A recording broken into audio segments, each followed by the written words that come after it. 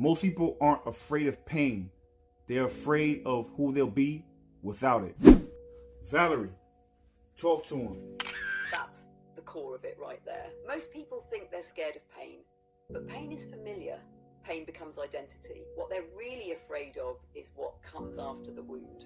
Because once you put the pain down, you can't hide behind it anymore. You can't say, I'm broken, that's why I do this. You can't wear the scar like a name tag. You're forced to step into the unknown version of yourself, the one who isn't defined by survival, but by sovereignty.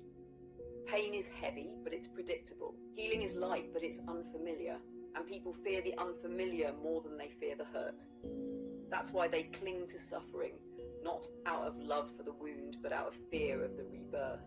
The paradox is the part you're afraid of losing is actually the mask. The real you, the one that existed before the trauma, the one waiting on the other side of it, that self isn't scary. That self is freedom. Let me push it further. Do you think people fear healing more because it strips away their excuses, or because it forces them to carry the responsibility of their true power?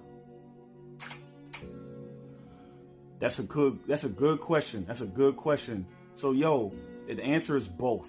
You know, the way the world is set up right now, right? There's all these safety nets for people who want to be victims. They actually, the way it works, which is crazy, is that, you know what I'm saying, you could be a victim and then you could still be the victimizer at the same time. You could be a victim and you can also be powerful at the same time, the way things are in this world currently. So you've ever noticed how people who are they wear their victimhood on their shoulder like a sleeve? They wear it like a sleeve, like a badge of honor, being a victim, and people cannot say anything to them because, you know, if you say something to them and you offend them, now you can lose your job, you can lose your channel, you can lose whatever, right?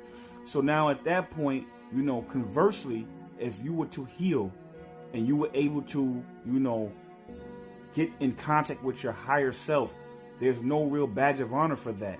You know, there's no infrastructure that champions that.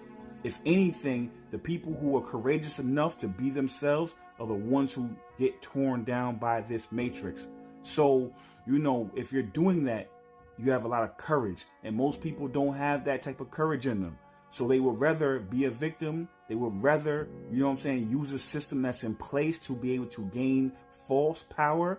And that's the reason why. So I think it's both of them. So that's a great question. Valerie, talk to him.